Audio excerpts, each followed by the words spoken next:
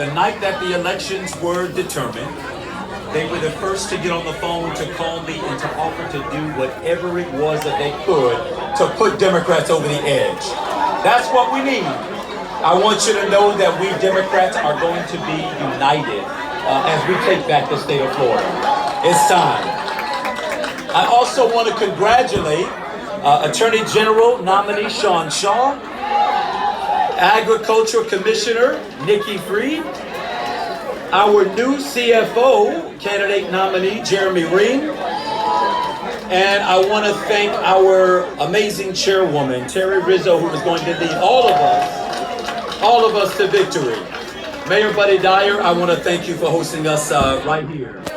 And then to say a word just about our leader, Senator Bill Nelson. I met Bill and Grace when I was still a student on the Hill at Florida A&M University. Go Rattlers! I hear there are a few in the room. But Bill was kind enough to invite me as a special guest of he and Grace to attend the National Prayer Breakfast when he served as chair of that amazing come together for our nation. And ever since then, we have enjoyed a fondness of relationship. Anytime we've needed anything, he has been more than willing to respond. And now, y'all, we got to do our part and make sure that we send Bill and Grace back to Washington, D.C. as our United States Senator. Senator Nelson is a stalwart for all of the things that we believe. He's been a leader in all of the major fights that matter to us. In spite of the rhetoric that you're hearing coming out of our current governor, it's going to be our job to retire him in November, all right? We got to retire him. Don't let the trickery fool you. This electioneer environmentalist that we have just discovered. Bill Nelson has been on our side every step of the way, keeping our environment clean. And thanks to his good work, we're going to see a blue wave come all the way over the state of Florida and take us all to victory. We cannot, not one of us can sleep on this election. We have an opportunity like we have not had before. We've got an amazing cabinet. Under a ticket led by Senator Nelson, we're going to turn out one of the most diverse electorates we have seen in the history of this state. I'm convinced of that. Senator Nelson is going to go back to Washington to continue to fight to make sure that we keep all oil drilling away and far away from the coast of Florida. We're going to send him back to make sure that he protects Medicare for our seniors and ensure that the Republicans don't wreak havoc over our social safety net in Washington, D.C. We're counting on him to do that. But he needs us. He needs all of us. And I need you in order to make that possible.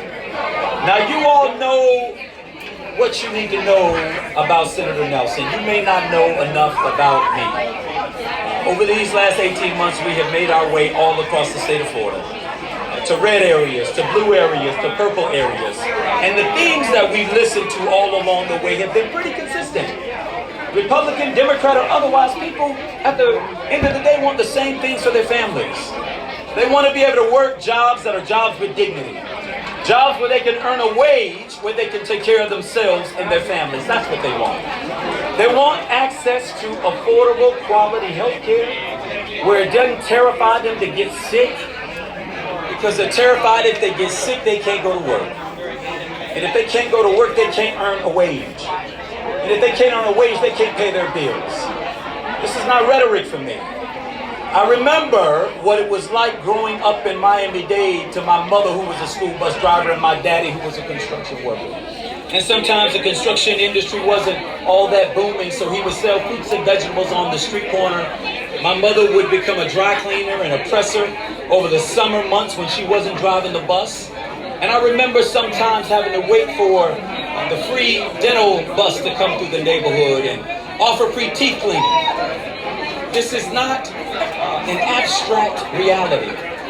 This is the everyday lived experience of too many people in our state, which is why we've got to first fight to expand Medicaid for over 700,000 of the most medically needy people in this state.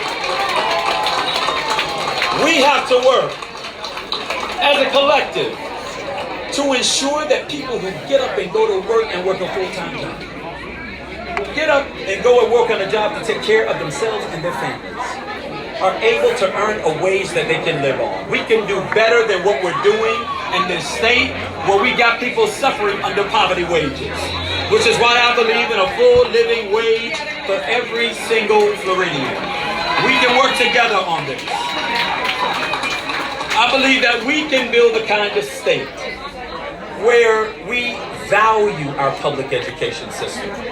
Senator Nelson knows this well. He has fought this battle in Washington, D.C., while our governor is running around with Betsy DeVos, trying to figure out, I didn't have to cue you, I just said a name,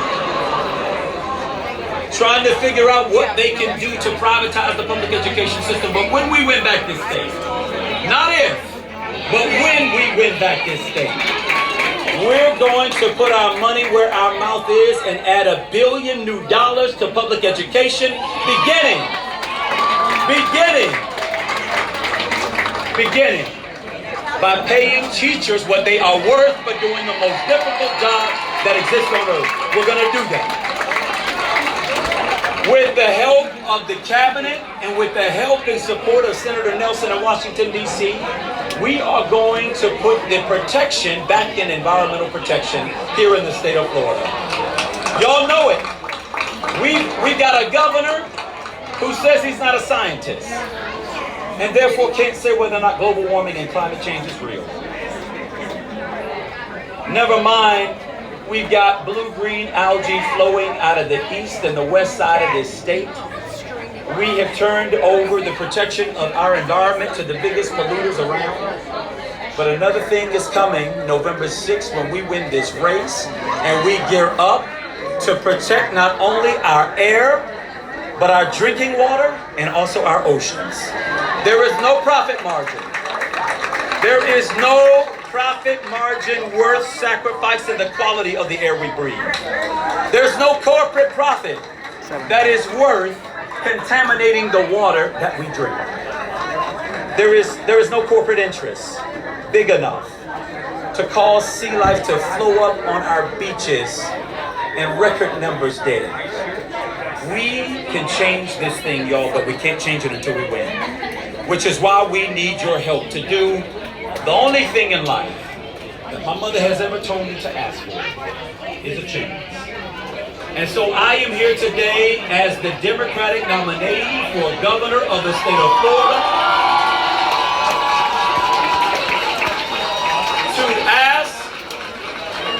to ask for a chance to go to Tallahassee, not as the mayor, but as the next governor. And as the next governor of this state, we're going to do everything within our power to make this state a state that works for all of us. Not just the well-heeled and the well-connected, but all of us. Because I firmly believe it. I believed it for a long time. Growing up, to my mother Frances, who was a school bus driver again, and my daddy who worked construction, they taught us the best lesson in life, which is hard work. They caused me as a kid to believe that I could be whatever I wanted to be if I was willing to work for it, follow the rules, work my heart out to get it done. Well, I believe that that dream has to be true for every single Floridian. That regardless of where you come from, regardless of what your mother or father did for a profession, regardless of the track that you grew up on, that every single one of us ought to have an unequivocal opportunity at a good life. A good life. And part of that good life means that if you want to be an entrepreneur, that we create the opportunity for entrepreneurship to flourish in this state. That if you want to work on a job, that you get paid a wage that allows you to have dignity around your work.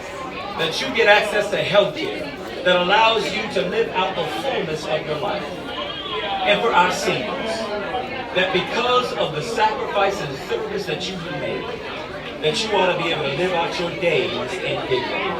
We ought to make that true again in this state. And I believe that we can. And I believe more importantly that we will. But we're going to follow just a few short pieces of advice. We're going to organize like we have never organized before. We are going to travel this state to red areas, to blue areas, to purple areas, and talk to every voter. We have got to stop treating this race for governor as if it's the electoral college. It is not. Because there may be areas of this state that we may not win, but we can lose them less. And the way we lose them less is by going there.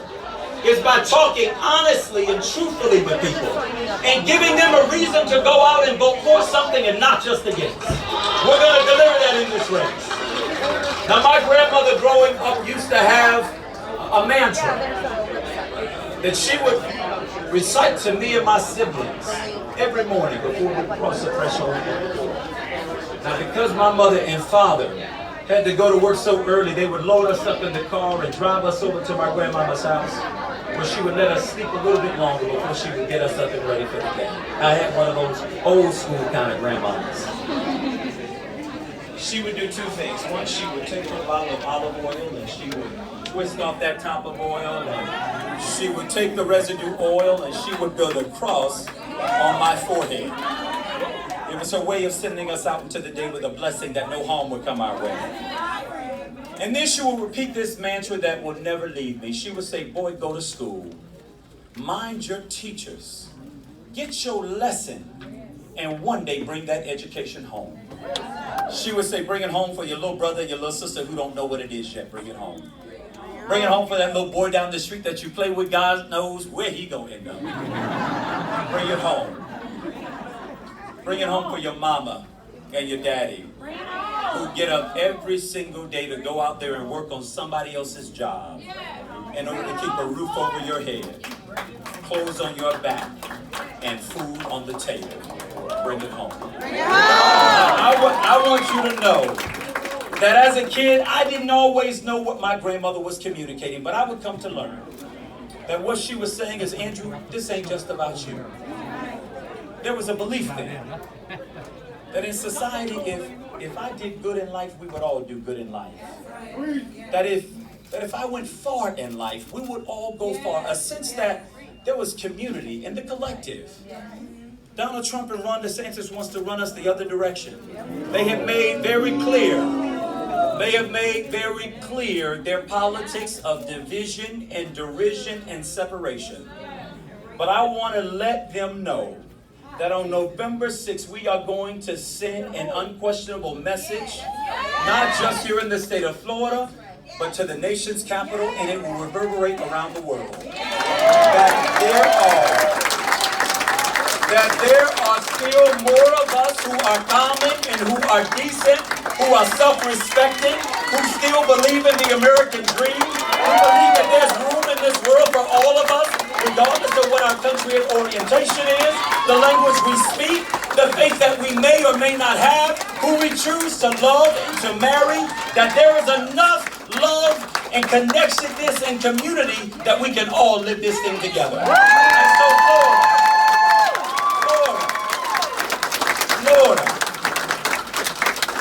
Florida, instead of being a back-of-the-pack state, we are going to lead again.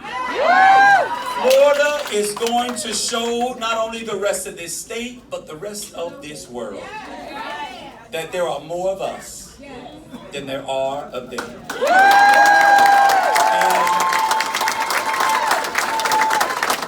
And as I said, along the way on this trail, if that lesson has to begin in this country in 2018, let it begin right here in Florida.